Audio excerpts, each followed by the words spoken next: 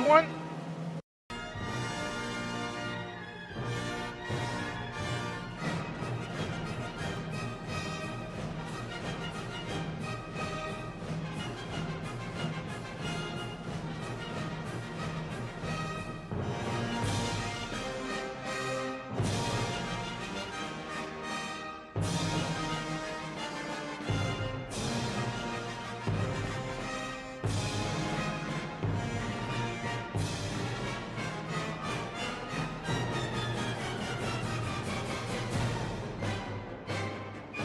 If you take a look, believe it or not, there are millions of true Orthodox all over the world who are confessing the faith.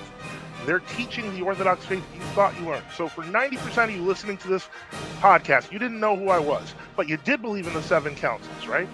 You don't believe that the 4th council or the 5th council is up for debate or discussion? You don't believe David Bentley Hart isn't a heretic? You think he might be one? Become true Orthodox. You've made it this far, and we invite you to do so. Thank you.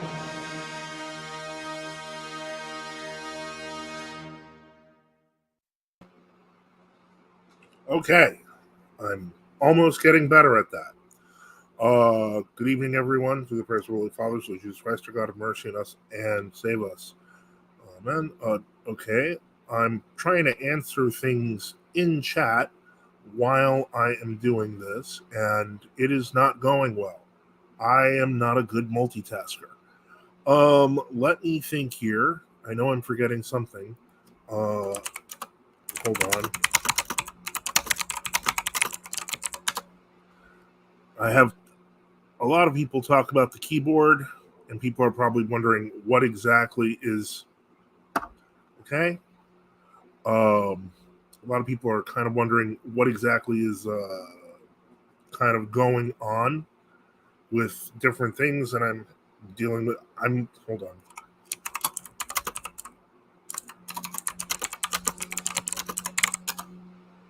Okay.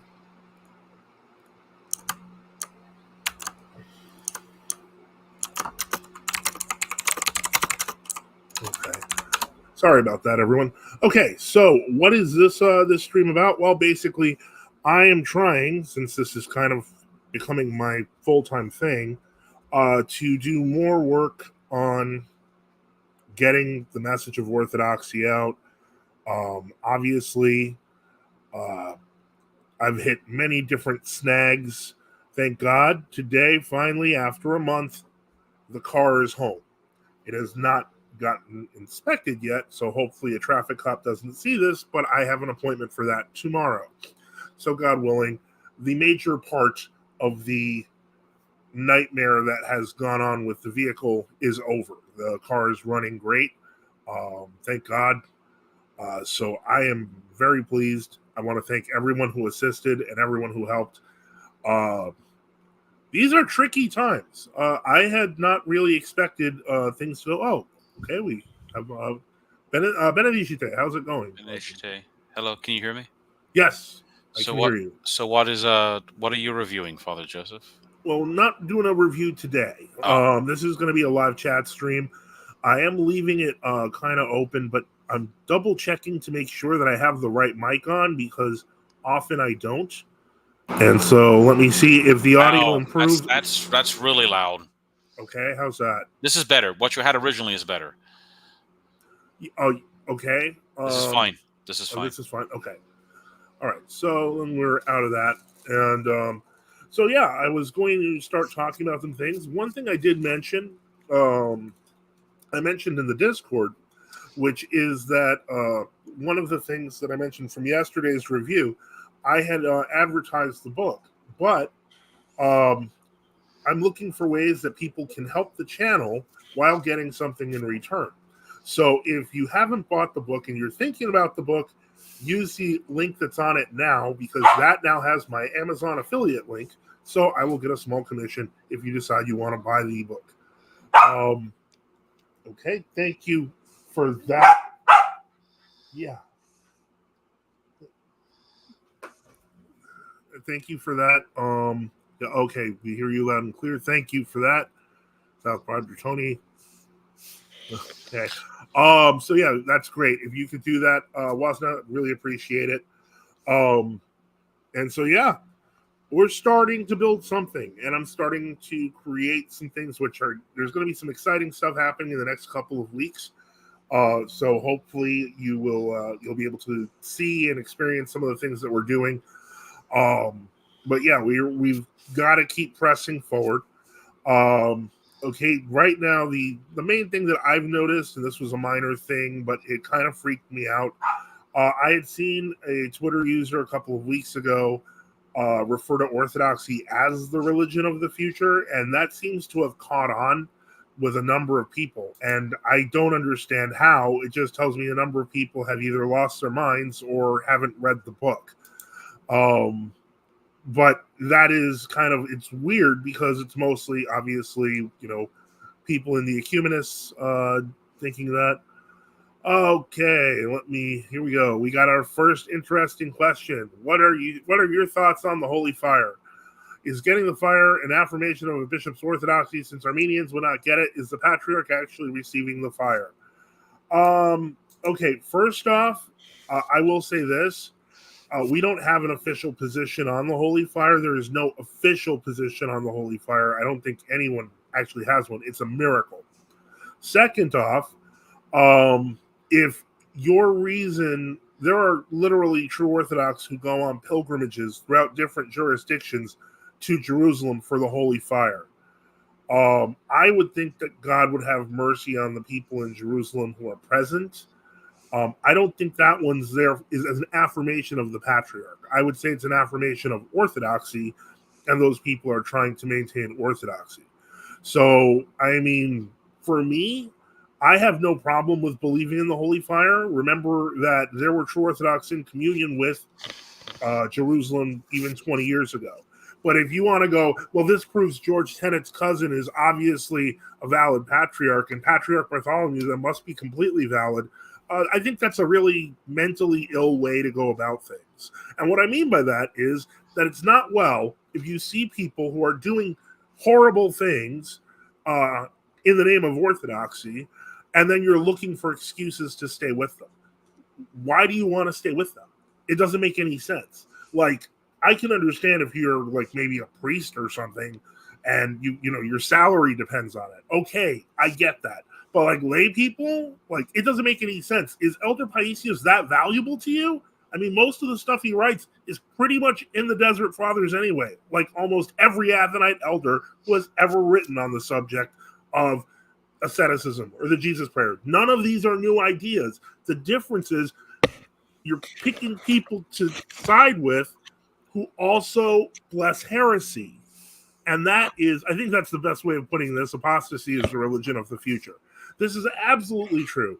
If I seem a little bit agitated by it, it's because of the fact that when I see a question like that on the Holy Fire, I can almost feel people looking for excuses. I can almost feel people looking for excuses to lie to themselves about the truth. And it's upsetting. It's upsetting. I could not humanly imagine this. When I became Orthodox, and maybe I'm grateful to God for how that happened because of how sudden it was. I did not have any external pull to go back to Roman Catholicism. There was just no interest whatsoever in going to Roman Catholicism again. It was gone. I knew it was false. And so I'm amazed at the number of people who will stare at falsehood and then say, but let me think about it for a moment. Let me think about it. I'm not sure I want to leave the falsehood yet. Like, that blows my mind. It utterly blows my mind. As I've said, and I mean, I've made good on it at least once, I'm willing to go out and baptize people who need a baptism. I'm willing to bring them into the church. Me personally. I'm not just talking about giving you a directory. I'm literally willing to do that. And I think that there's a lot of true Orthodox clergy who are willing to do that.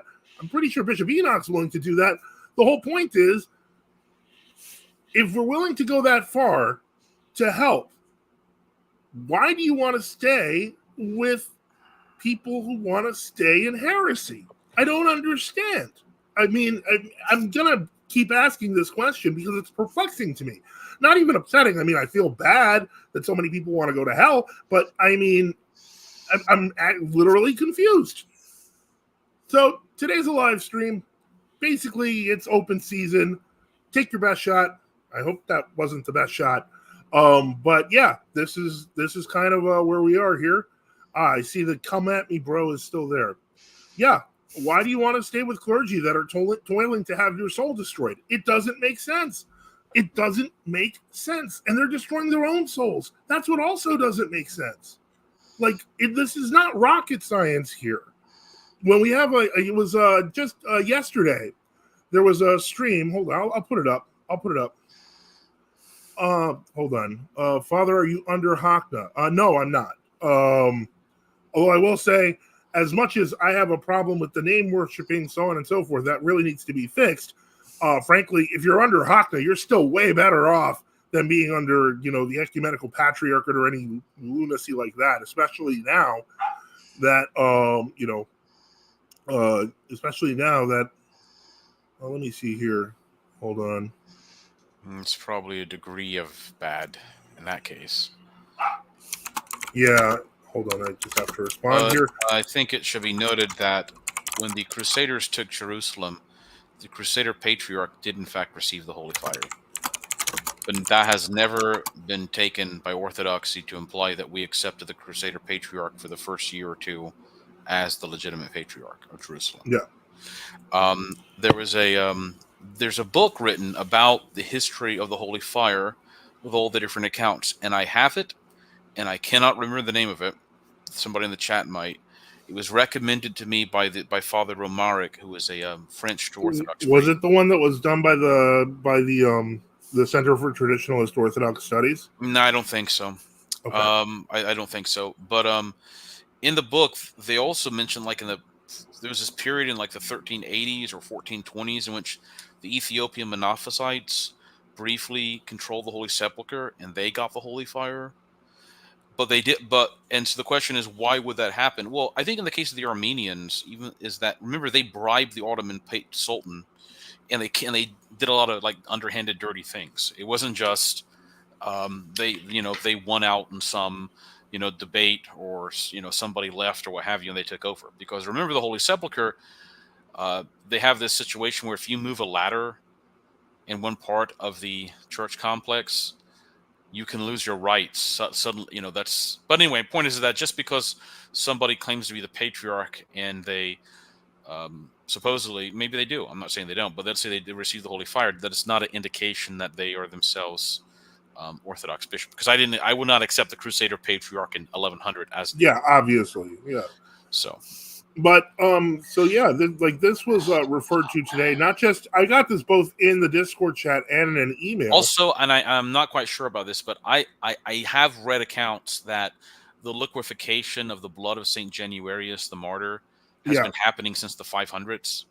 Yeah, it still happens. But or 600s, but we do not accept the Roman Catholic Bishop of Bari, I can't remember the place that it happens at, as a legitimate bishop of the church. Yeah. So, it's sort of like saying someone goes somewhere and, a miracle happens at a relic of a saint that's owned by a saint, priestess saint. Like if you had gone to the body of Saint Irenaeus in 1400 in Lyon, all right, and you got healed, would that mean Roman Catholicism is true? No. Or would it mean that Saint Irenaeus is a true saint? Would it mean Saint Irenaeus is a true saint? He's just, so. Yeah, and that's the reason, even like, St. John of Shanghai would make the sign of the cross before, even sometimes occasionally before Roman Catholic churches, because he knew spiritually about actual relics that were of real saints in those places. And many of those churches are in fact extremely ancient. They're just the Roman Catholics took them over during the system. And then renovated them. Yeah. Exactly. It's like I remember not too long ago, there was some Moscow Patriarchate writer, and they were saying that Chartres Cathedral is like this priestism cathedral, and you got to accept Gothic or whatever architecture or something. But the reality is, modern Chartres Cathedral or Chartres was built in like the 1200s. The original one burned down like 1100 or something like that. So, okay. Yeah, and so but I got this in both the Discord chat and an email, and it's a video from yesterday, I guess, from this. Here, I'll just put it on. What is it? So I know what we're going into. It's it's Kyle and a guy named Orthodox Kyle, and he has this Father Mikhail in Canada, I think he is. But he's basically like it was I don't know if you saw the email, Vladika. No, But yeah, basically what it has here is this, and it was our Bishop Lazar who pointed this out. But I'm gonna just get to the right spot. What is it about, so I understand? Well, right here, it's basically a condemnation of the papacy, under John Paul II for kissing a Quran. Whereas we know that Patriarch Bartholomew does a similar thing, so to engage in this is almost hypocritical. You mean he gives, like, remember when he was at he was at Atlanta during the Coca-Cola company, like what, 2002, 3, and he gave a Quran in a big public ceremony to the and we have a copy of that, saying that, and I'm going to put that up because and he said, what did he say? It's the holy Quran, the book of our brothers. I'm literally going to put up the quote in the video. Don't worry. Give me a moment, but I'm going to put this up because this is what they said. These guys, hold on. They said this. He's not Orthodox. We don't acknowledge him as a saint, and he did some pretty heretical things. Kissing the Quran is a big no-no. I think. Well, it's funny that he says that because then, of course, we have this from Patriarch Bartholomew. Hold on, and I'm going to just switch that over here. Well, even if he didn't kiss the Quran, he still wouldn't be no, he didn't, but he had stole it. And what was he doing with it in his pocket? Hold on. Okay. Oh, Vladika Lazar has it up on his website. I mean, his YouTube channel. Okay. Yeah, that's Vladika Lazar's website. So he found the VHS. It's pretty short. Let me. I'm gonna put it back and see if I can make it louder. Let's see here. Yeah, it's very difficult to hear. He says it's the Quran, the sacred book. The sacred book. Sisters, the Muslims. Yes. Thank you. Now you put it back again. Okay. Yeah. So the point is the idea that in some way, shape, or form, John Paul II is any different from Bartholomew is pretty low. You can see they'll probably say he didn't physically kiss the Quran, so that's what they're gonna say is the difference. That's a garbage difference if he's saying that this is a holy book. Yes, so on and so forth. That it's a book it's a satanic book, is what it is. And he offers it as a gift. But the point is that, if this is the counter that we have to deal with, well, he didn't actually kiss the Quran. He just extolled the Quran and gave it as a gift. Well, shoot, that's fine, I guess.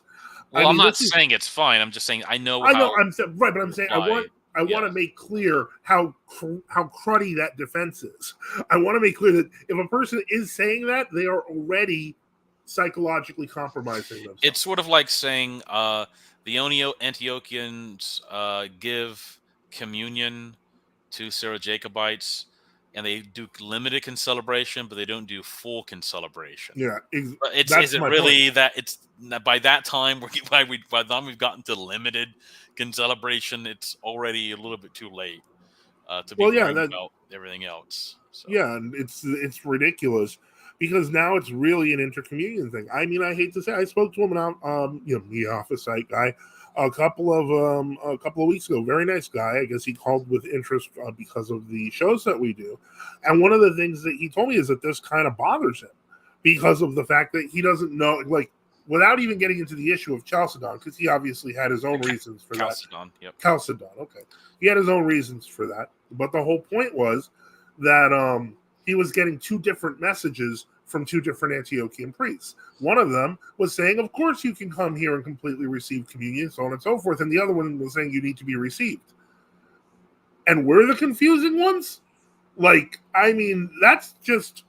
It's just mind-blowing the damage and destruction that this causes souls on a daily basis.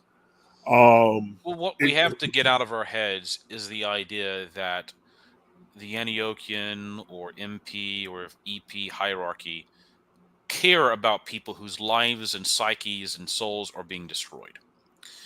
they don't care that there are people who are having mental breakdowns, their marriages in some cases are falling apart, whatever, because they are concerned about orthodoxy. They can't stay where they are. Their wife or their husband, if whatever, wants to stay, and they could care less about your anti-ecumenism in that sense. Couldn't care less. Yeah. You know what I mean? It does not matter to them.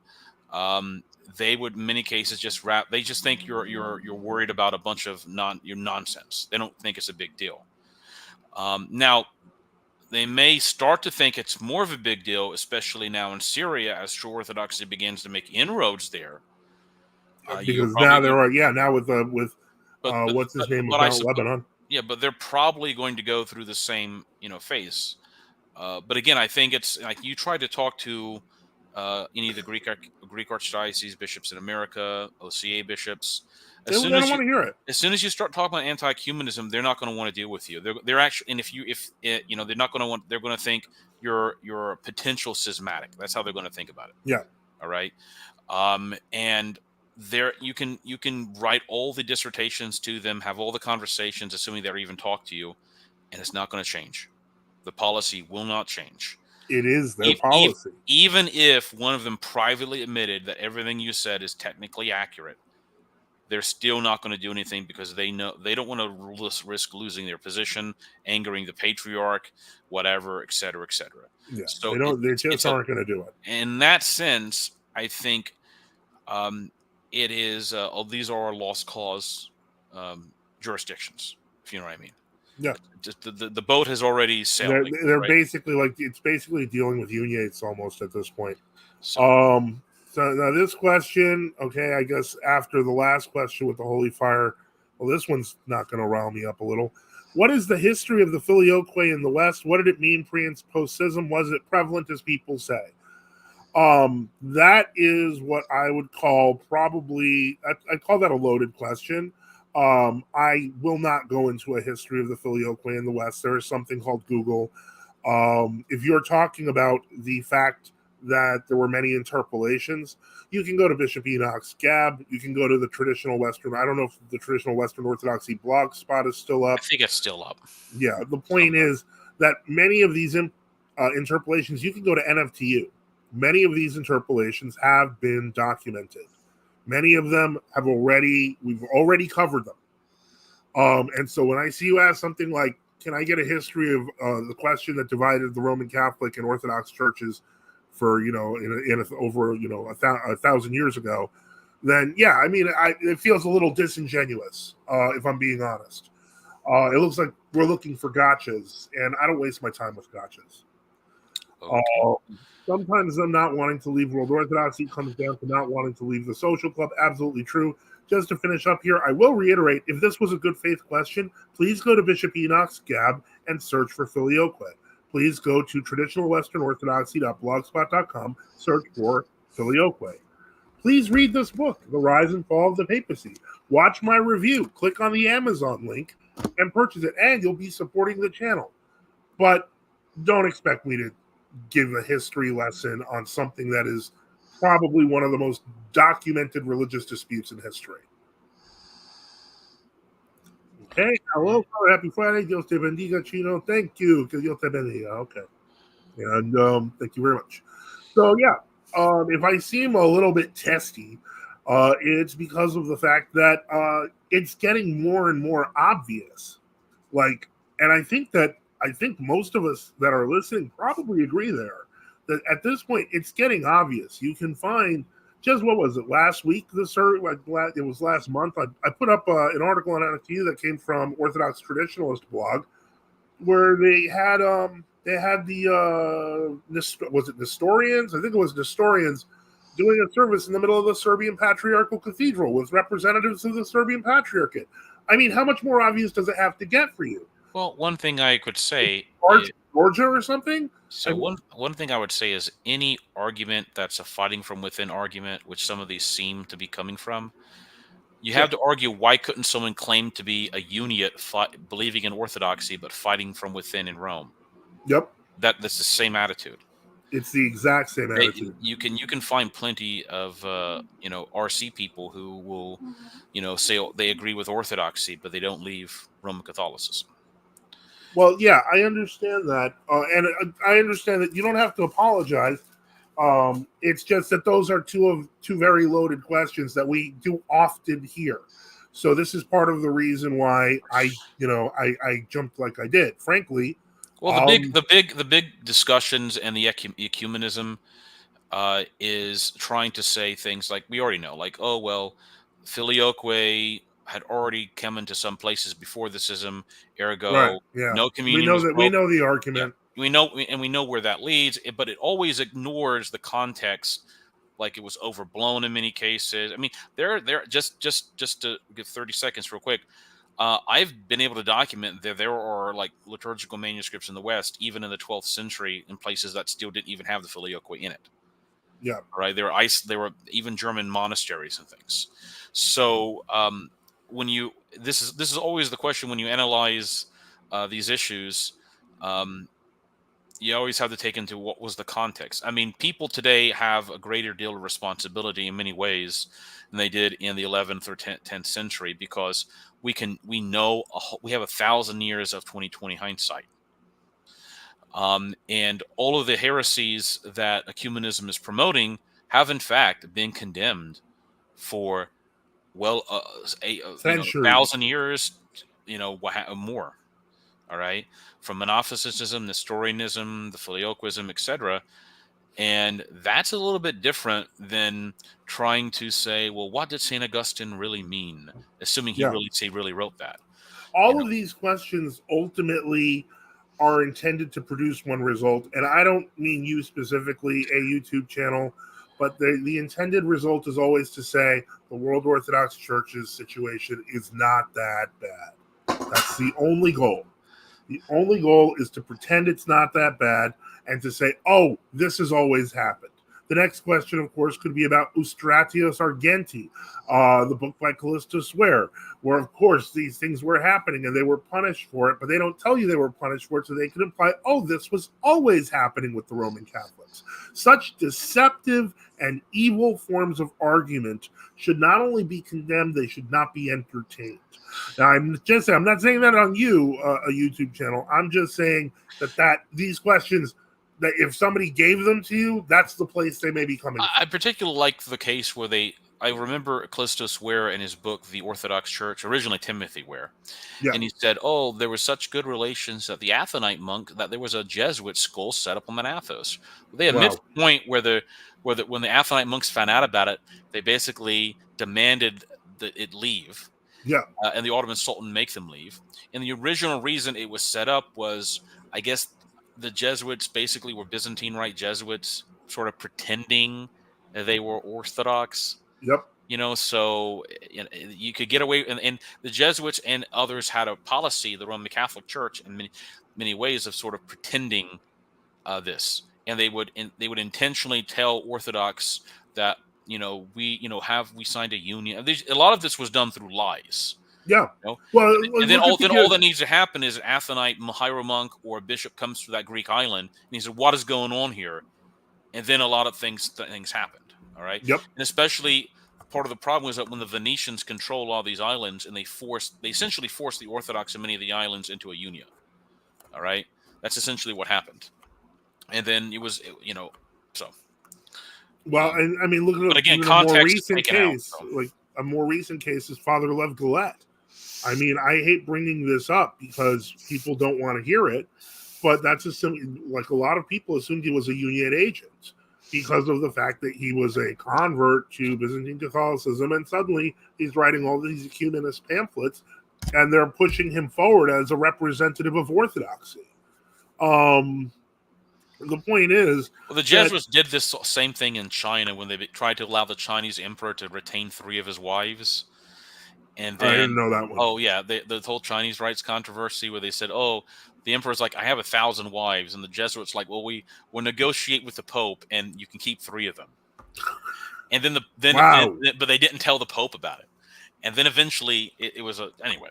You have a lot of those things happen. Sometimes he knows about. Sometimes Vatican allows it. Sometimes they don't. But it's remember the Vatican's position vacillated between viewing the Orthodox as schismatic or heretics and schismatic. And there was this movement that happened. I mean, pointing out the 17th century and be like, "Oh, look at all this stuff, supposed stuff that happened. Half of it's not even true. They just made it up." Yeah. But it's sort of like saying, "Yeah, that happened. They allowed some Dominican to preach in an Antiochian church in 1680, and then 4 years later, like that, 70 Antiochian bishops became uniates. Ergo, let's repeat that process." Or the schism of the Melkite, Yeah, the 1724. Like nobody's supposed to learn from all this and realize what actually is transpiring. Is very strange and absurding. And then obviously we know why it's being promoted. It's being promoted to prepare people to simply accept this as a normal thing and such. So and the whole point is that it's a slippery slope. The point is, once you can accept union with Roman Catholicism, you can accept union with whoever else they unite with Protestants, with Muslims, and then you have your one world religion. Congratulations. And the slippery slope has been proven not to be the fallacy. Remember back in the 1980s when people were saying if they allow the gay right stuff, it'll lead to pedophilia and transvestites. And that's exactly where we are now. I mean, that happened within a very short period of time. Good evening, Father. And good evening. So, I mean, that's what's going to transpire. So, yeah, it's unfortunate, but that's so but we had to see the slippery slope happen in real life for it to happen. Yeah. And so I think it's kind of crazy that that's ultimately what's happening in world religion. It's ultimately happening in Orthodoxy, and we know about the one world. We know about the whole globalist movement. We know about all the people who are paying for these things. We know about the people who are funding it, who are operating it. And at the top levels of world Orthodoxy, we know who's compromised by it because they're open about it. Well, and I think people misuse the word conspiracy with this. A conspiracy is like they're trying to hide it. They're not hiding any of this. What conspiracy are we talking about? Conspiracy would be like if Patriarch Bartholomew was. Conspiracy would be like the crypto ecumenists like in 1910 in the Fanner who had to hide out. Maybe in the 30s, but not now. Yeah, but like 1899, 1910, and then they just waited till the Tsardom got overthrown, and then they could overthrow the other patriarch and come out. All right? So there is no conspiracy. It's a public process that's been happening. Wazna says, I remember debating sodomite marriage in 2009 during government class in high school. That's how recent it is, how fast things have changed. Yeah. Well, things are unfortunately going to have to change in a different direction if we want to have any semblance of a society left. The problem is that we, one way or another, it will change. This is the thing that people do not understand, that if people do not come en masse to true Orthodoxy, become Christians, and start actually living your faith out in public, don't worry. The Muslims will do it for you. Don't worry. Some group will do it for you, because the alternative is, well, then everyone dies off, and the few that control the system can take all your land. So that's ultimately one way or another, the problem solves itself, unfortunately. But I can say that somebody will get a little tired of the globalist program and decide they want to take over. The question is, will it be you, or will it be, I see my own opinion is I see in the next 30 years, because this MP fanarcism is not going away. No. And as the years go by, and it becomes an established fact, all right, even though the MP may want to does ecumenism and is ecumenical with the papists and such, they're willing to, sort of adopt this attitude of eventually just saying the Fanar is not like an Orthodox church, and they will start doing things like rechrismating and reordaining people. Even though we may be like, well, how does that make any sense when they receive a Roman Catholic priest by vesting? It doesn't matter. All right. Trying to argue why, if it made any sense, a lot of this wouldn't be happening. So you're going to see, even in world Orthodoxy, I believe, a continuing degeneration and disintegration of the situation. That is if they don't collapse, because that's another possibility that we have to consider. Oh, you mean a sudden collapse as opposed to 30 years? I'm thinking, for example, if we take, in Athens, there's already archbishops of Athens. There's already an established cathedral that's been there for 50, 60 years. for true Orthodox there. There are other true Orthodox churches. We have a metropolitan of Moscow. We don't know what negotiations will take place, and then at one point the state could simply say, "Okay, well now you're in charge. Take the buildings." That sort of thing does happen. Well, So the I idea mean, that the main issue in Greece is as church attendance declines, yep, and as they are, remember I remember reading, this was like maybe 10 years ago, Mhm. that they stated the population of Greece was 10.9 million, but Yeah. that as many as 2 million of those were basically immigrants. A lot of them from the Middle East. There were a number who were from the Balkans and Ukraine, but still a lot of them were from the Middle East. And I think church attendance rates in Greece are something like 22%, 23%. The state church has had to say that only about 79. I remember not too long ago, back in 2000, when you looked up State Church of Greece statistics, they'd say 99.5% of the population is Orthodox. yeah, Now they claim it's like 75 to 80%. Now, part of that is they had to stop claiming true Orthodox under themselves. That was how they were getting such high numbers. They were just claiming like the 15 to 18% of the well, population. those are our churches too. Yeah, they were like, well, they were like, I mean, yeah, but if they're claiming we're schismatics or apostates, why were they claiming we're Orthodox? It didn't make sense. So they kind of had to own up. And also, because of the Marxist, what's his name, Tsipras, and those figures that gradually took power in Greece, they have gradually moved to more of a separation of church and state in Greece as time has progressed. And they had to arrange so that the State Church of Greece could be transferred, like I think all of its like I think they have their clergy pensions are run by like various financial firms and that kind of stuff. Yeah, So they had to deal with that. So I think the state church in Greece is sort of prepared more or less for a continuing loss of membership. And they're more concerned. It's like the Episcopal Church in the United States. They're losing people all the time, empty buildings, but they're not financially in bad shape. right. They So have- the Catholics too. Yeah, they have billions of dollars in liquid assets and billions of dollars more in stock and what have you, and other assets. People left the money when they die and what have you. So these institutions can continue, and to pay the bills for probably decades longer, if not more. Right, but my point is that as we've noticed, there's a continuing push for union, etc. I mean, there are union organizations that exist like that too. Just because of my point is that they may still formally exist, but will they be the same body that they proclaim to be now? Will people? And when I say that, like I mean, like when people think of the Greek Orthodox Church, they often think of the legal entity known as the State Church of Greece. But that can change as well. And so my point is, well, I think in Greece, maybe there are at least one, maybe two or three, like the Kallinikos Synod and two or three have some sort of quasi relationship with the state at this point. Yeah. And Usually individual senators, yeah. yes, and I think even like two or three of the true Orthodox churches have like this semi-state status. But that's similar to sort of like in Germany or other European countries where when you pay your taxes, you have like a church tax, Yeah. and like part of your income will go to what group you want it to go to, what have you. But you're right.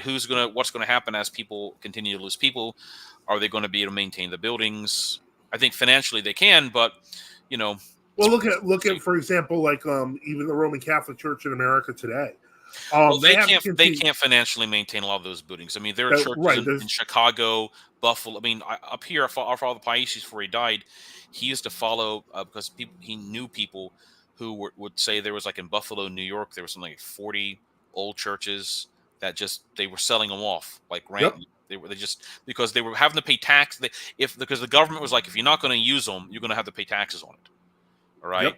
and a lot of these were like churches built for ethnic communities back in the like Lithuania that don't exist 20s and anymore because 30s. they moved. Yeah. And there are large buildings. They can't maintain them. I mean, having a large church from built in like some kind of semi-Romanesque style in 1920 that could hold 2,000 people in Buffalo, New York, you start to have plaster appeal over decades.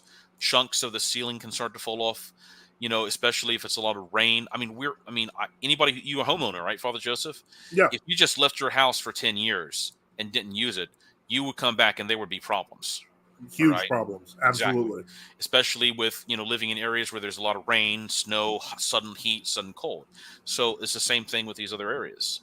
Well, But again, wasn't even thinking. I think I'm sorry. I wasn't even thinking of the property cost. I was thinking of the fact that their local seminaries have like 1 to 4 graduates now on a yearly basis.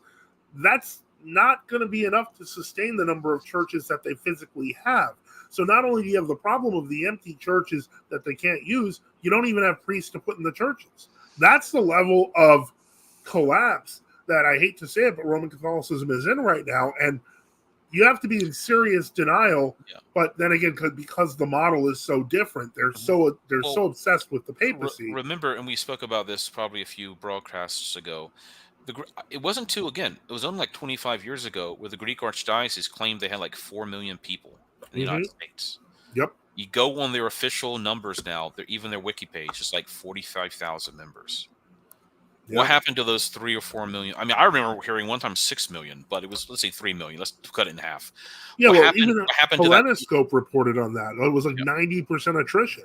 Yeah, and a lot of this is elderly people who passed away. A lot of it's people who got baptized as kids and never went back to church. A lot of them just left. They didn't care about religion anymore. They didn't even come back on Pascha or Nativity at all. And the same thing with the OCA. Remember, on the OCA website, and I was having a conversation with one of our monks the other day about this, or who was visiting the monastery from another place. But he had been informally in the OCA years and years ago. And he brought up the same issue that on the OCA website, there was still, like from years ago, this talk from Father Thomas Hopko, where Father Thomas Hopko says, we have to stop claiming the OCA has 1 million members. We only have 30,000 people. Because that million number got repeated for years and years, and it was really about babies baptized, the most maximum counting they could do, with a lot of those kids never coming back to church, and so forth and so on. So, that's, and I remember years ago hearing, the Carpatho-Russian was the smallest jurisdiction in World Orthodox with like 25,000 people. Well, that doesn't sound so bad considering the Greek Archdiocese is 45,000 people. Yeah, it's incredible. These are overinflated numbers for increasingly empty churches. That now they've seen an influx of converts, which is nice, because of the internet. But now that the not the problem, but the issue always with converts, and we're converts obviously, is we have to replicate ourselves. And the advantage of the old ethnic communities is that they formed a coherent Orthodox culture that could replicate itself. It was for centuries. We're having to sort of build from scratch. All right, and that's just not a bad thing. I mean, you look at all the jurisdictions in a World Orthodox, or even some Orthodox jurisdictions in America. The ones that are of larger size are either ethnically big Greek, essentially, or Russian, or what have you, because they have that large basis. But if you continually rely on that, you're going to have problems as time goes on, as we have seen. We also have to because American culture is frankly. It decomposes societies and other cultures and destroys them. Okay, so someone says, married couples need to start having kids, and you can't have your kids go to public school. That is the point. Well, that was one of the other big problems, is the fact that you had the ethnic influx of the 20th century with different Orthodox ethnic groups, but then they were all these clergy were teaching religious indifferentism. Oh, there's no difference between us and the Catholics. Why are you going to go to the small church then when you can go to the big one with all the people? The process of assimilation actually caused, it might not have caused that, and it sure hasn't among true Orthodox, but in World Orthodoxy, that indifference was kind of like the straw that breaks the camel's back. And remember, when you're dealing with ethnic Greek or Slavic communities coming over to America, they're suddenly going to be besieged by all kinds of groups attacking them, wanting to get them to join the Baptists, the whatever, the Lutherans or Roman Catholics. You lived in Greece. It was, again, 1920. Let's see, before this stuff happened, 1920, it was 99.9% of the population being Orthodox. So the advantage of that is your ability to be saved it's everywhere. You can go to priests, you can find sacraments, go to monasteries, you have people who lay organizations. There was everything. You didn't have to worry that much about the I don't know, like the Seventh-day Adventists or whatever, Yeah. because the government might actually kick them out of the country. All right, you come over to America, and then suddenly you're besieged by 70 different heretical groups. And then then with ecumenism, you have your pastors telling you, "Oh, we're all one Doesn't church." matter. And Yeah. and how is that going to turn out? And It's going to turn out exactly like the Greek Archdiocese now. We have seen what transpires with that. All because people didn't want to be quote unquote mean. They weren't. You weren't. It's as if saying orthodoxy is the true faith is mean. It's not mean. It's just the truth. But so much has transpired both in religion and in other subjects because people desired not to sound mean. See, now here's the thing. Now I do want to take a little bit of disagreement here, because Alejandro writes there was also acquisition of wealth and climbing the social ladder. I'm not going to go into like preaching like a pure gospel on this, and what I mean by that is that there are lots of Orthodox people who have lots of money. That is not actually that uncommon. So one could stay true Orthodox or in a true Orthodox church and then become fairly well-to-do. And they may climb a social ladder, but they still retain their orthodoxy. So it really was not about the money. Like there are true Orthodox Christians with money. I'm not one of them. I'm poor, but there are true Orthodox with money. So I don't want to. It's the love of money and ostentation. Yeah. And all that goes with it. I mean, you can theoretically. I mean, it is true that the gospel does say that it is difficult for rich men to enter the kingdom of heaven, because with wealth comes all kinds of distractions. And that's the reason. Theoretically, could you have somebody who had $50 billion and they lived basically in a one-room house and they went to church every day, and they use their money for all kinds of charitable goals, and that would but it's I'm not saying that can't happen. It does happen. Yeah, maybe. I mean, I don't know who. I mean, $50 billion. The fact that we don't know the people personally doesn't mean. Well, anybody who I'm almost to the point where I think anybody who has over $1 billion in the United States is somehow deeply connected with the government or other industries. I'm not. Yeah. Well, you're talking about billionaires. I mean, it would be. I don't know of any. I mean, there are definitely some in the Greek Archdiocese. Unfortunately, those. Yeah. When I was growing up, I remember meeting people who made this is like in 1994, like when I was 10, and there was one of my friends, both their parents together made $80,000 a year. Yeah. And my parents were like, they're rich. That's how like we were. We were like, because that was a lot of money. That was a lot of money. I mean, you were upper middle class essentially. That was like, they had their own house and such like that, but anyway, sorry, getting. Well, yeah, but the point is that the idea that they were tempted on the social ladder is the reason we have a mass depopulation of the Greek Archdiocese. It's not a major reason. Well, I would say that might keep them alive a little bit, actually. Well, again, remember. Orthodox, by and large, did not form a coherent organization in American society, even in the 50s and 60s, all right, where the Greek communities were very strong. There is truth to that analysis that sociologists have said about there being basically Protestants, Roman Catholics, and Jews being the three main competitor religions for groups vying for power in America. Okay. Yeah. And Orthodoxy, were nowhere to be seen.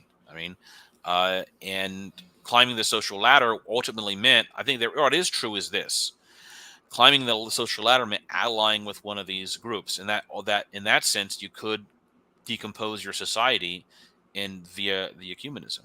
And you see that again. I hate to be picking on the Greek Archdiocese because there are true Orthodox Greeks who are great, and we're not talking. And we like the true Orthodox Greeks. We know lots of great true Orthodox Greeks. They're what the Greek Archdiocese should have been, for lack of a better word.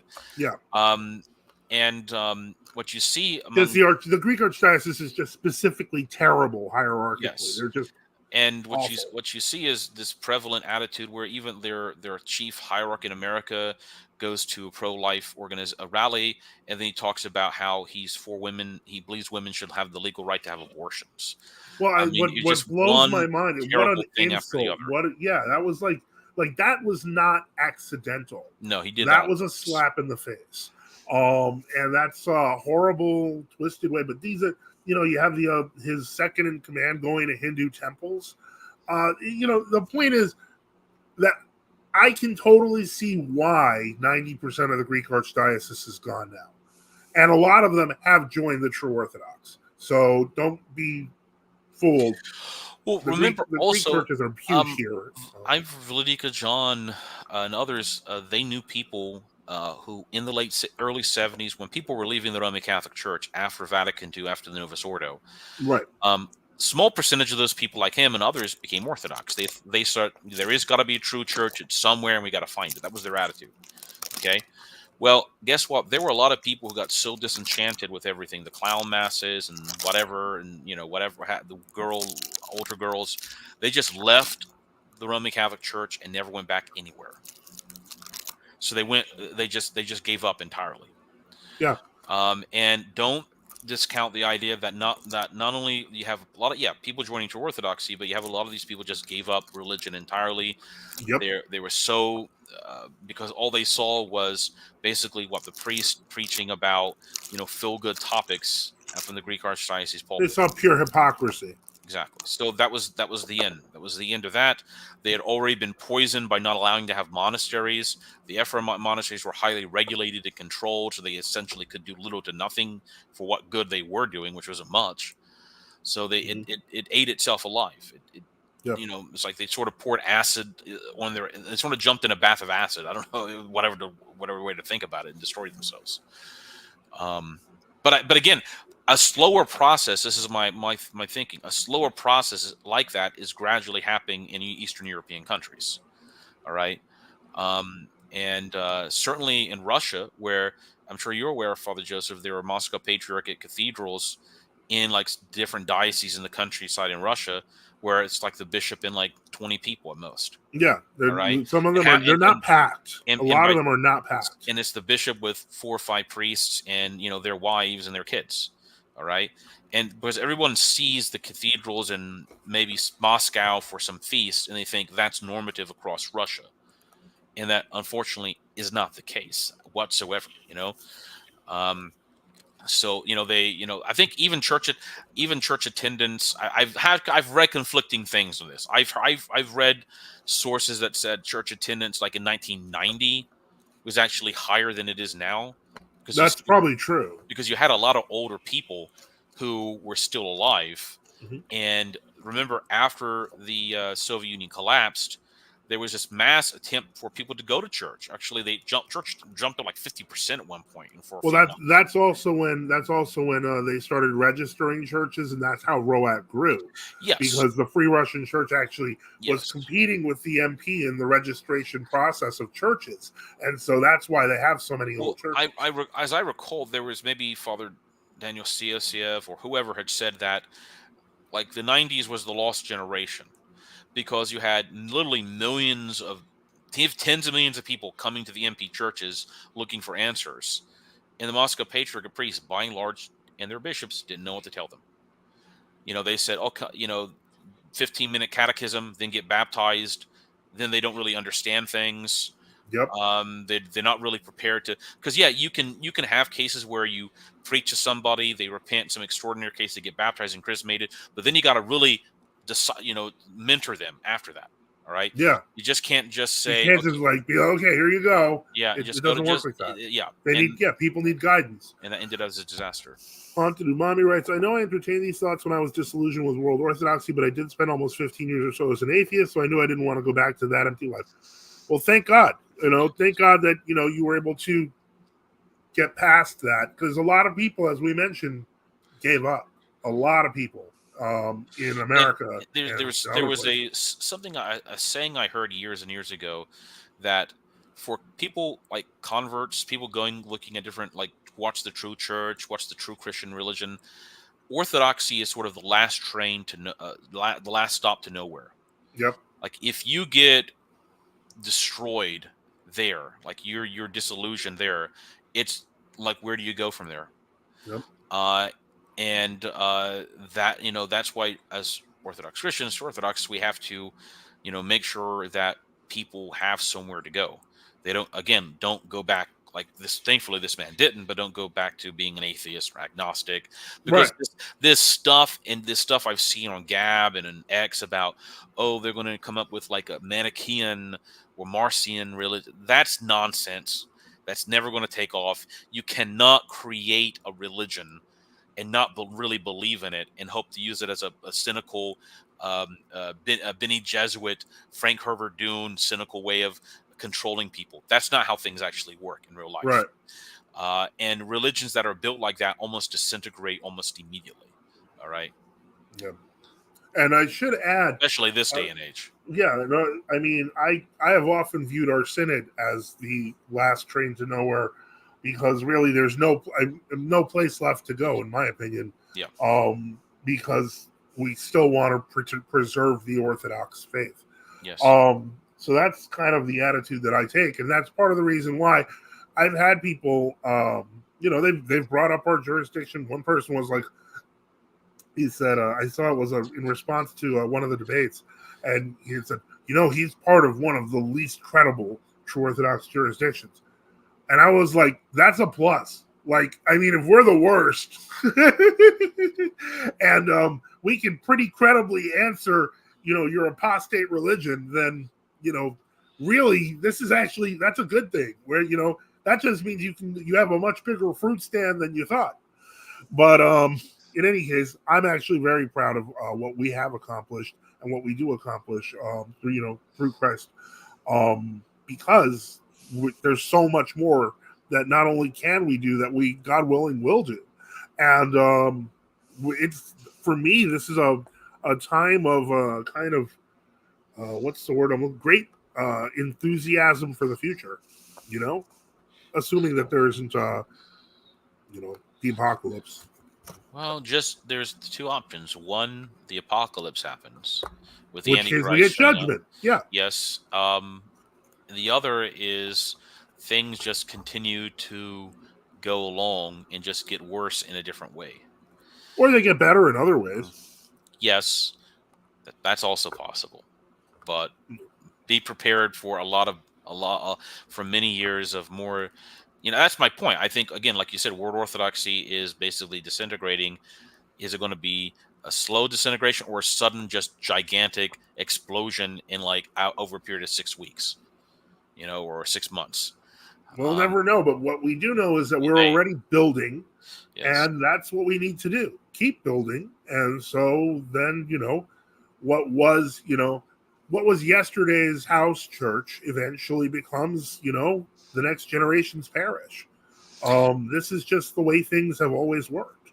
If you ever read the tripartite history of Socrates, Sisaminus, and Theodoret, that was all together, one of the things they mentioned is during the obviously disputes in Syria and in the whole East about who was a legitimate patriarch of Antioch, and both groups condemned each other, that Saint John Chrysostom originally had been ordained, I believe, had been baptized by either Saint Meletius or a representative, like one of his priests.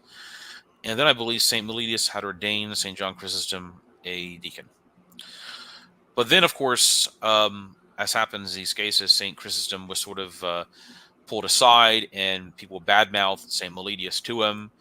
And eventually, as the tripartite history records, he left Saint Meletius and he joined Paulinus of Antioch, all right, who ordained him a priest.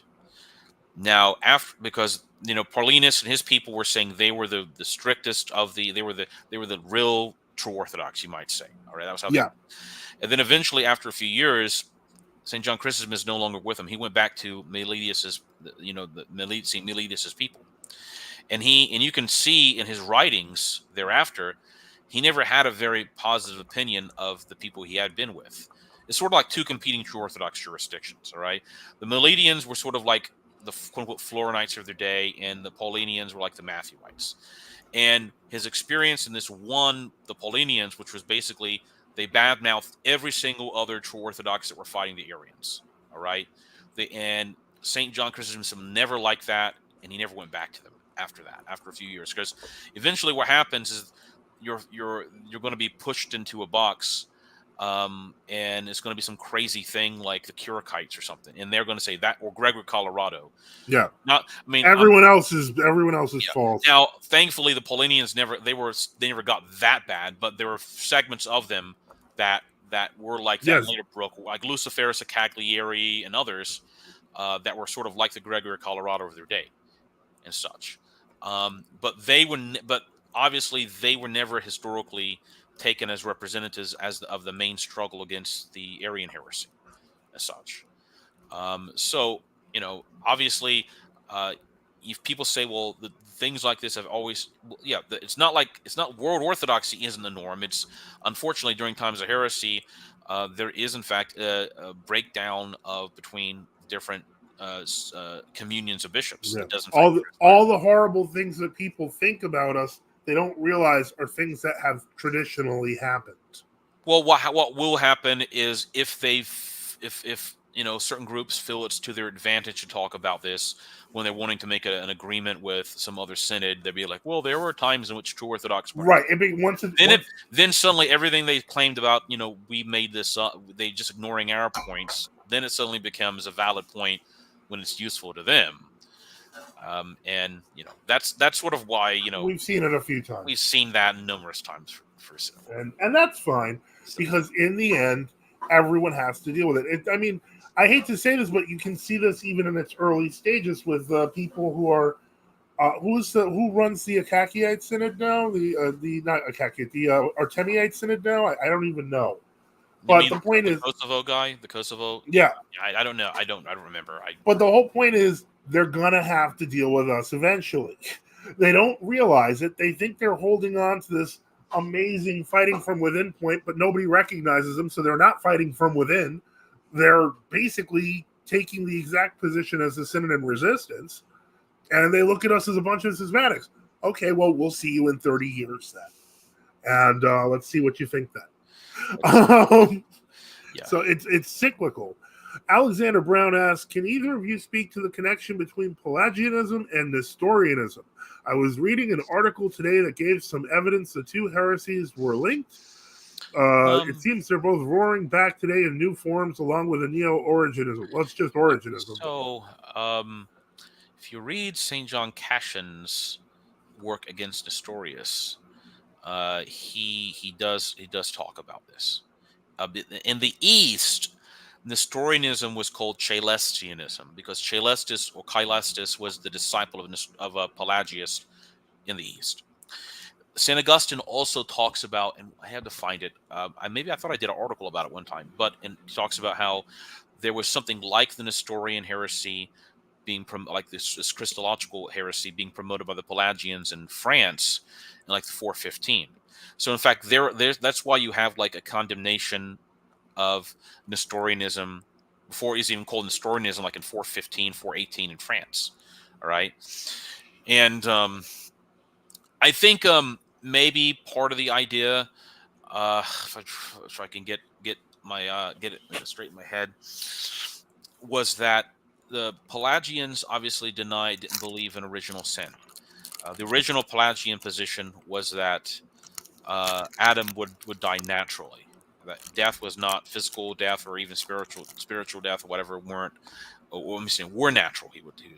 Yeah. So, whereas Nestorians kind of saw the man Christ as a perfect man, all right, and he had achieved. It's almost like he could achieve holiness by himself, reaching to the divine. So I think there was some connection on that basis. I certainly know that. That's why oftentimes Nestorianism was simply called a form of adoptionism. All right, because some of the older adoptionists would have said, "Oh, the Logos was eternal, but the man Christ was just inhabited by the Logos." All right, so that was why people saw traces or big points of adoptionism in it. In fact, so there was also Julian of he was one of the last of the Pelagian leaders, Julian of Eclanum, and he got deposed in like 410 or 415 for Pelagianism, and he went to the east and he took up with Theodore Mopsuestia, who was the teacher of Nestorianism. And Theodore of Mopsuestia, by the way, was anathematized posthumously at the Fifth Ecumenical Council. He's quoting on the Incarnation against Nestorius. Yes, and so why would Theodore find common cause with this guy? Now, Theodore got in trouble and he had to kick Julian out because Theodore Mopsuestia, a lot of his activities, like again, crypto heretic, it was dependent upon pretending he really didn't say it. Like Theodore Mopsuestia got in trouble when he denied that Theotokos was Theotokos. People object, and he's like, "Okay, I agree, she's Theotokos," but secretly, he was like, "It's only a poetic term." All right, anyway, so I think there's that connection historically, and the fathers have always made that. In fact, Pelagianism was condemned not just in various local general councils in the West. It was condemned at the Third Ecumenical Council when they condemned Caelestianism. That's simply what Pelagianism was called over there, and such. So, okay. All right. So yeah, that's. I think we're going to see a lot more transpiring over time. This is we're at the kind of the beginning of a phase, not really at the end of it. But we'll see. Ultimately, we will see what happens here. Alexander says Marius Mercator supposedly accused Theodore of Mopsuestia of being the father of Pelagianism. Well, I don't know. I don't know. He was writing in the 390s, so maybe he met Pelagius. I don't know. Pelagius was originally a monk from Britain who came to Italy, and initially we have some letters where that St. Augustine wrote to him, and they were on good terms. Because originally Pelagius, his idea was that the moral life of Christians in Rome had gotten bad, and people were just saying, "Oh, we're born sinful, and we can't help it." So Pelagius is like, "Well, that's not a good excuse, all right?" Right. But what happens with heresies is people sort of go to this other extreme, all right? And St. Augustine, when he addressed Pelagius, like this is sort of the patristic way, that the first letter or two letters, there would be private exhortations to him. All right. And then he'd write a third letter publicly, but he wouldn't name Pelagius.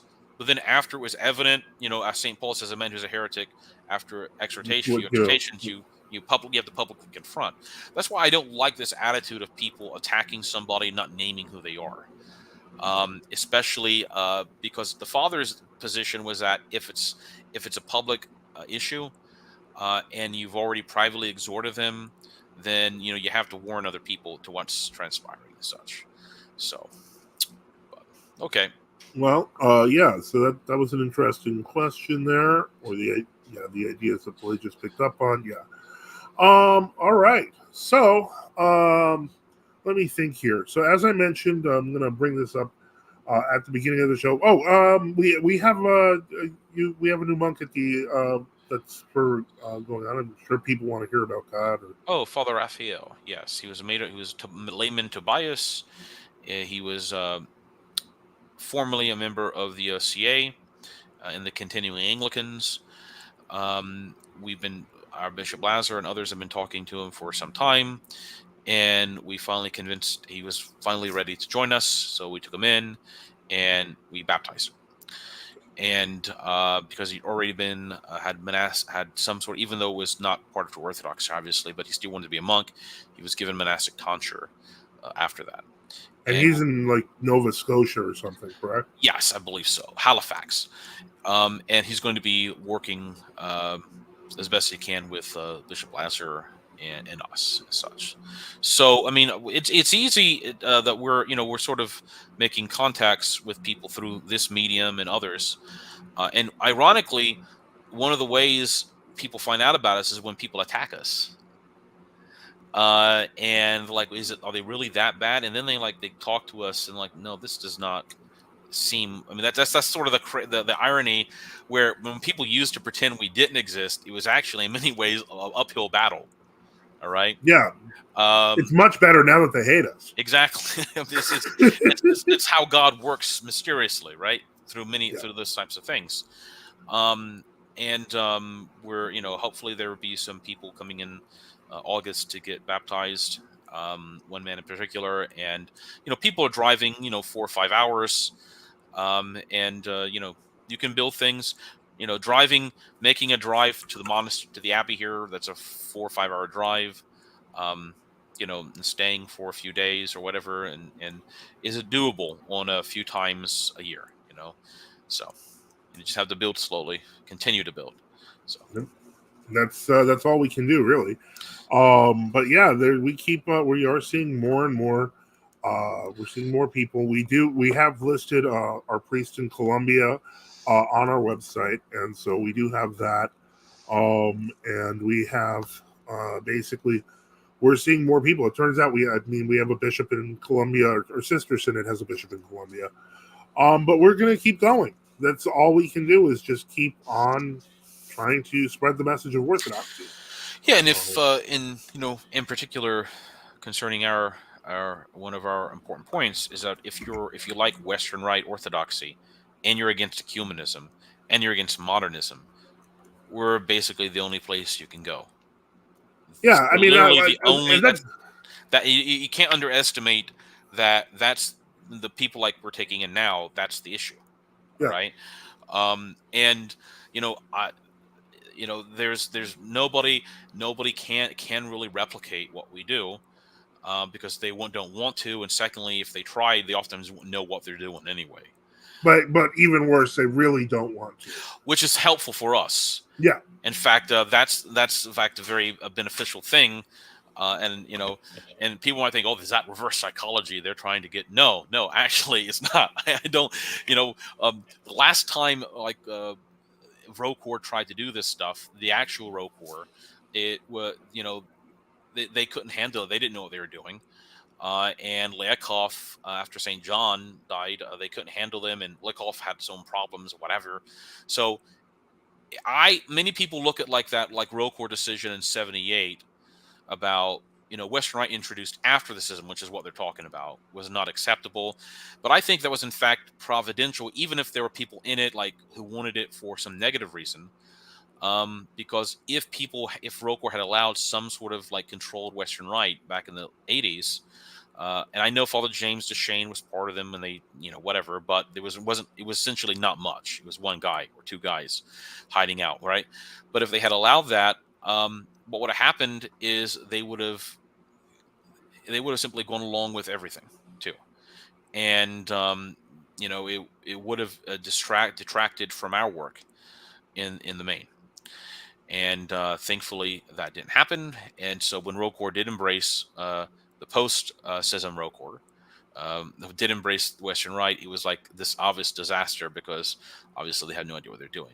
And now they're closing everything down, which is why some of these people are coming to us, and we're having to talk to them and make see what they believe and what have you. But that's we're happy to do so. I really, really pray and hope the ROCOR MP continues to attack its own Western Rite people, and to push them out, because a lot of them have absorbed just enough of the old ROCOR attitude from reading old Russia's Catechism of Saints. They don't want to be part of the Antiochians, but they also like Western Rite. So they're against ecumenism, and they know already we're the only people they can go to. So that might seem cynical. I don't know. Well, it's simple, but it's realistic, and that's my point. I mean, if we sound jaded and stuff like that, it's because we've kind of seen it all. Yeah. I mean, it's I don't get surprised by stuff anymore. No, like I did 15, 20 years ago. It's just, it takes a lot, and I haven't felt it in a good while. Last year someone said to me that, oh, you think you have enemies everywhere, and I was like, you don't. I think you need to sit back for a second and realize that, unfortunately, anybody who has been active in, quote unquote, church activities or church business or whatever, you do have, in fact, people who don't like you everywhere. And that and that's just simply even when a jurisdiction gets big enough where it's like tens of thousands, hundreds of thousands, whatever. Remember St. John Chrysostom had people who gave a pseudo deposition and wanted him dead. Yeah, All right. this I didn't expect. Oh, okay. I know a Western Rite Antiochian priest that has a son who's the leader of a pagan wolf cult. Well, Okay? unfortunately, that's terrible. Yeah, that's awful. I've known people from the Greek Archdiocese who they're Greek Archdiocese priests whose one of their sons became did the transgender stuff. Yep. People saying that they're leaving. They want to combine. Yeah, and that's something we Greek should paganism consider also. with one thing, Greek paganism with Orthodoxy, which is impossible. Yeah. And Well, such. one thing we want to keep in mind is that can happen, but that's not. I don't blame that all on the priest. It may not be his fault. Yeah, I mean, a lot of things. There There'll be a lot of things that happened. I mean, if you have cases in which like there's like if a divorce happens, Yep. and the wife leaves the priest, and then she gets up with another man. She's vindictive. She doesn't want to be back in any kind of orthodoxy, whatever claims to be orthodoxy. You will. I mean, and it can happen in a case doing experiments with their kids to, maybe he's a daughter now. I've seen stuff like that. And there's remember the whole famous case in Texas of, I guess it was I'm not sure. There was the one man who was, I guess he may have been World Orthodox. I'm not sure. He got a divorce. He and his wife divorced, and the wife tried to get custody of the son and convinced the son that he was really a woman. That was a famous case. They actually had to there was a famous court case. Now it wasn't an Orthodox person, but where the dad was trying to sue to stop. Well, I think one of them claimed was an Orthodox person. Well, they were like maybe OCA. I'm not sure, not true Orthodox or such. But that's the point. That's you can have all kinds of terrible things happen. So I mean, I feel sorry for him. I don't know what the reason is, but that would be really tragic. That's tragic to begin with. As a parent, I personally am bothered and saddened by that. Yes. Okay. Let me see here, and so there will be new plans and stuff that we will be putting forward. I am just playing catch up, as I mentioned at the beginning of the stream. Thank God I finally got back my car after a month. My son is almost recovered from surgery. So thank God for that. And, just keep us in your prayers, and we'll keep moving forward and seeing what we're going to do next. But still a lot going on this weekend. I will be doing a Sunday show as always, God willing. And so, again, I don't see any questions or comments. I do want to once again point out, this has been basically my full-time kind of thing since July. And I've gone through some crazy experiences. I've seen some crazy things happen. I've been able to help people. I've been kind of amazed at what we can do. Just by asking God and trying. If you feel that, these kind of streams are helpful, consider donating. We do have different forms of donation. We always put them in the About section after the stream is over. If you're feeling, like you want to help, but you also feel like, what's in it for me, you can buy a copy of Craig's book on the review video I did, and I'll make a little off that, and we'll be able to use that. There's some other things coming forward too, because people are asking for more things, more Orthodox items that they need, and I'm in the process of trying to secure some of them. So hopefully we're going to see some new things happening that are going to be very interesting, so we can keep spreading the message. Like incense, right? Well, that's one of the things that we're talking about now. I'm not talking about it yet, but it's something we're talking about now. But it's very soon. But again, on Sunday, we'll be having a live show, and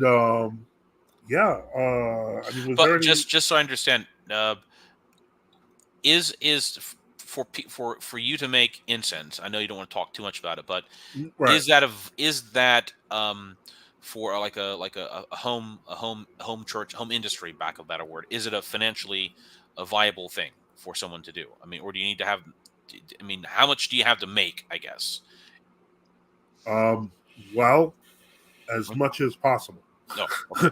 I mean, I didn't know if you had to, my goal is actually to become very good at this and yes. to provide the best incense possible. I'm not. I want we do thing when we do things, we tend to go all in with them. But that's just one of the items that I was thinking about. But yeah, I want to. It's not simply that I'm trying to break even. I don't want to break even. I Yeah. want to make something that people will use, remember, and cherish. And then that's the attitude that I want to bring to it. Now it's an interesting. Can't pine sap be made into incense? Yes, it's a process. The pine sap, basically, what you're doing there, you're kind of you That's have to resin, get the sap. right? It has to be broken up after it's been cooked. And then basically you roll it out, and then you're breaking it into pieces, and then you're following the process for that.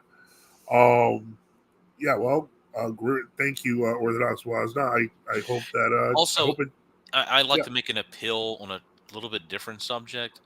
If there's anybody out there who knows of a seller that makes 100% organic Concord and Niagara grape wine, because I've not, I've been, we used Brotherhood Vineyards and such, but they stopped making their organic version of it.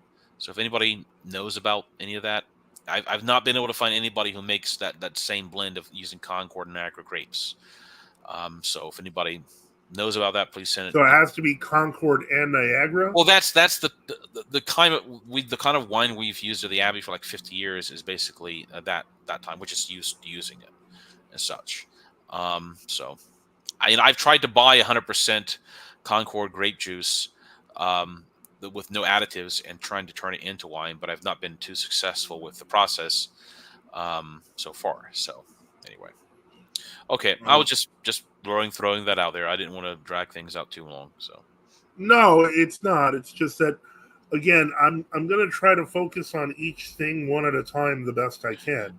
oh, I'm not demanding you do it though. No, I know. I know. It's just what we're trying to do here is, build with it. But yeah, it is that is something. I didn't realize you needed a combo like that. Otherwise, I would have just suggested the winery near my house. Do they make wine like? Do they do that? I know they make a Concord and I know they make a Niagara, but I don't know if they make a combined one. All right. Well, just send me the website info and I'll look it up and we'll call them. That might be the best situation. Okay. All right. Well, I'll let you. We won't drag it out too much longer. Okay. All right. Well, thank you everyone for listening. Thank you for your prayers. Thank you for your support. We're going to be doing even more. As I mentioned, this show we're mentioning we've gone from Nova Scotia to Columbia, and we're just getting started. So we keep going. I mean, and you. I don't know if this is another issue, but one of the big things is going to be like sub-Saharan Africa for true Orthodoxy. That's coming. And you don't know how many appeals all kinds of true Orthodox jurisdictions get from people over there.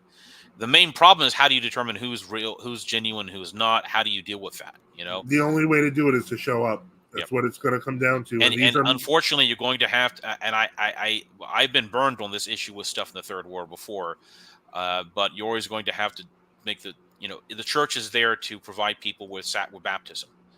All right. And you're going to have to take risks in baptizing people. Well, I mean, that you got to convert them, right? So, but anyway, I still think that's going to be a big thing as Europe, unfortunately, and North America seem to become more irreligious. Yeah, I think most of our work mostly is probably going to be dealing with contiguous land. No, absolutely, and that's we have a lot of land to cover. I know. We have a lot of land to cover. The thing you understand is that there are more than enough people on the planet that you can find to convert to Orthodoxy. Well, God willing, God wants that, then it will happen. Okay. All right, I'll let you go, Father. I have to go get up early in the morning. Okay, I'll talk to you later. Okay. All right. Okay, so with that, I don't see any new questions. New questions or comments. Again, I want to thank everyone for being here. I want to thank everyone for what? Okay. I'm seeing more stuff coming out, from Disaster World on YouTube. They're like, move out of the country by 2030. It's going to be a disaster. I don't know. I don't know. What I do know is that we're going to end the show here, and God willing, we'll see you on Sunday, and we'll do our live Q&A as we always do. I want to thank everyone who participated, everyone who came on, everybody who asked questions, everybody who had comments, even comments that made me uncomfortable. I want to thank you. And keep it coming. Don't forget to support the stream, and have a great night, and may God bless you. In the name of the Father, Son, and Holy Spirit. Amen.